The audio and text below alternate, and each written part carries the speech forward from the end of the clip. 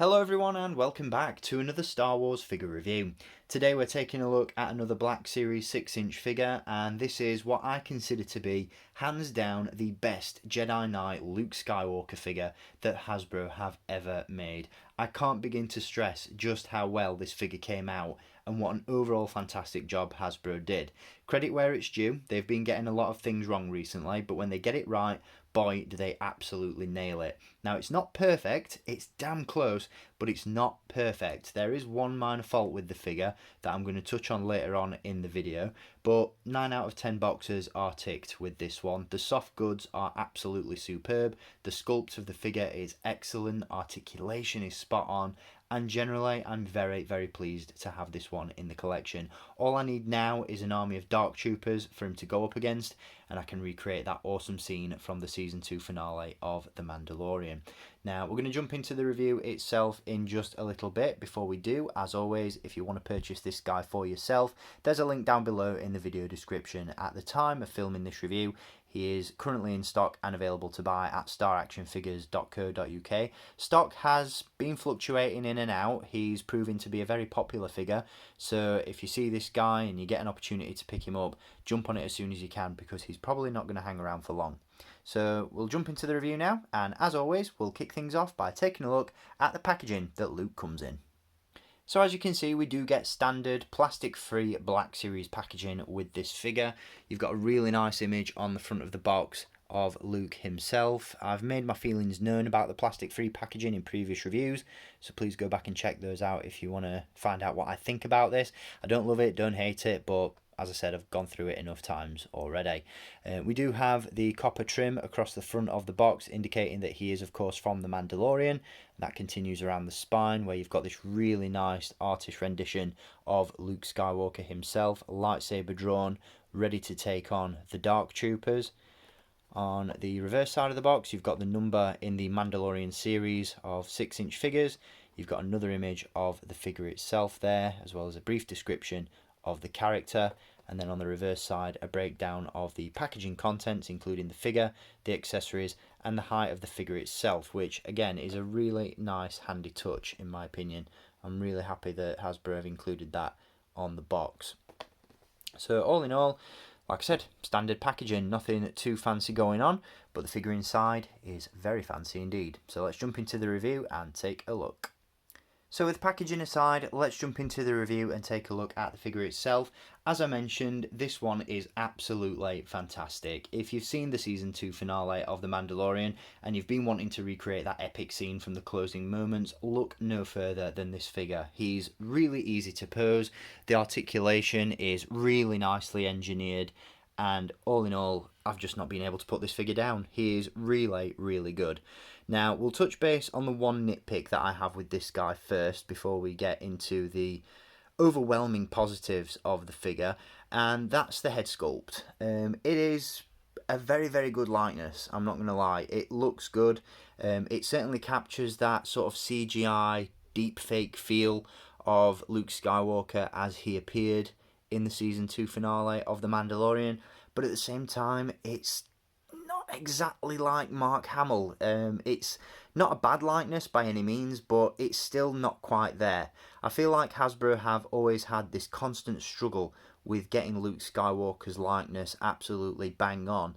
The only time I really feel like they've achieved it is with the Luke Skywalker and Yoda Dagobah Training Deluxe Figure 2 pack that was released a couple of years ago. Which I thought was going to be a turning point for Hasbro, to be honest. I thought from then on we were going to get absolutely outstanding Luke Skywalker head sculpts and likenesses, but they just can't seem to get it right. I'd argue as well that there have been previous Luke Skywalker head sculpts that don't have the photoreal that have been better than this, and I think with photorealism applied would have looked better than this figure. Case in point, the original Luke Skywalker figure that was released way back in 2013, at least the original Jedi Knight Luke Skywalker figure, which I'd argue has a much better head sculpt than this. I think photorealism applied to that one would have looked really good. Like I said, it's not bad by any means, it's just not quite there, and I do feel like they've still got a way to go in terms of absolutely nailing Luke Skywalker's likeness. But Like I said, that's the only major nitpick that I have about this figure. The rest of it is absolutely fantastic. And I'm going to be honest, I honestly thought that this figure was based primarily on the 2013 Jedi Luke figure that was released all those years ago, which obviously by today's standards is quite outdated. So I was really, really pleasantly surprised to find that this is, in fact, a brand new figure. The articulation is brand new. The overall sculpt of the figure, everything about this one, other than the accessory, is brand new, which is awesome. I absolutely love that. So, like I said, that's the only real negative issue that I have with this figure. There is one other minor drawback to this one, and that does lie within the accessory, and that is, of course, the lightsaber. It is, or appears to be at least, a repack of the lightsaber that was included with that original Luke figure from back in the day, and in that sense it's still made of a very rubberate plastic, and as you can see it does tend to warp when it's been in the figure's hands for a little bit too long, which is a little bit unfortunate. You know, when he's got the lightsaber in one hand, you can tell that the hilt at least is slightly bent, but it's nothing that a little bit of hot water won't fix.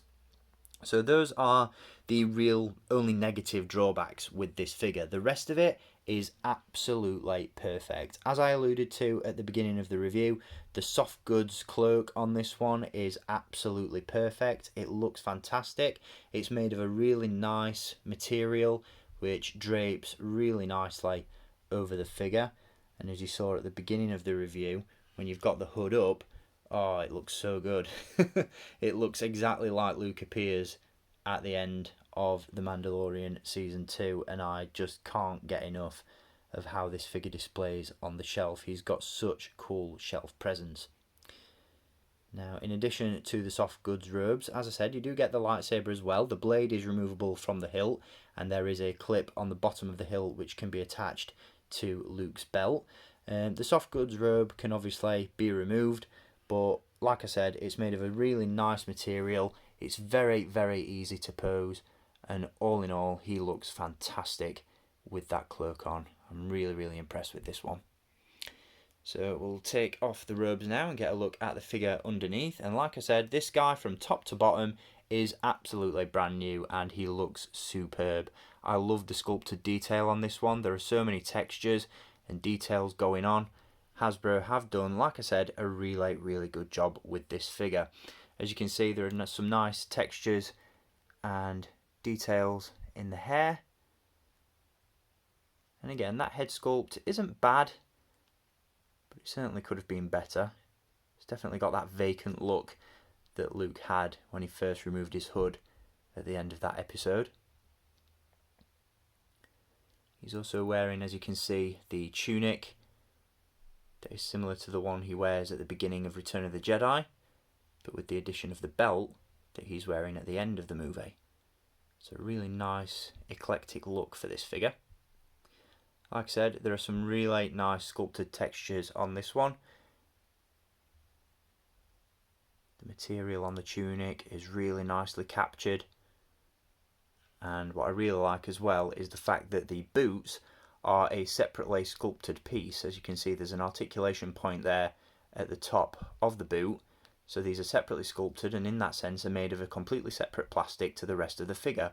So they've got this really nice leather texture applied to them, which just looks so, so cool. And overall, like I said, visually, this figure ticks all the boxes.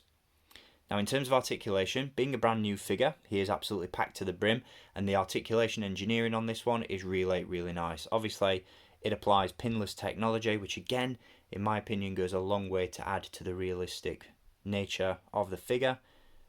And in terms of articulation, you can get this one in some really cool poses.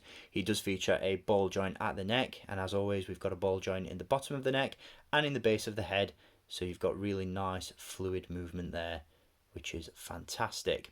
We have hinges and butterfly joints at the shoulders, which aren't hindered by the tunic, which is always good. We also have a single joint elbow as well as hinged wrists, which make it very, very easy for the figure to hold the lightsaber. We have a ball jointed torso. We have hinges at the hips, swivel cuts at the upper thigh, a hinge in the knee, once again with no pins, as I mentioned, a swivel cut at the top of the boot, and we also have a hinge and rocker at the ankle. So really good articulation on this one. Like I said, whether you've got the soft goods robes in play or not, he poses really well, and overall, like I said, just looks absolutely fantastic. I'm so impressed with this figure. Very happy that I was able to add him to the collection. Unfortunately, a couple of years ago, I missed out on that Walmart exclusive Jedi Luke figure that was released. It was based on his appearance at the start of Return of the Jedi. So to have this one in the collection now scratches that itch, and I'm so impressed with this figure. And I think if you guys pick it up, you will be as well. Like I said, the head sculpt, I think it looks better on camera than it does in person, but it's certainly not bad. And all in all, like I said, very impressed with this figure. So there we go, that's going to wrap up this review on Luke Skywalker, based on his appearance on the Imperial Light Cruiser at the end of The Mandalorian Season 2.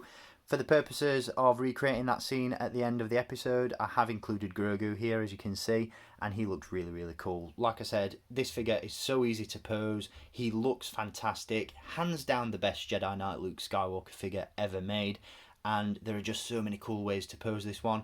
I can't put it down, and if you guys pick this one up for yourself, you won't be able to either. So let me know what you guys think of this one down in the comments below. I'll be back with some more reviews very soon. Until then, as always, thank you for watching, keep collecting, and may the Force be with you.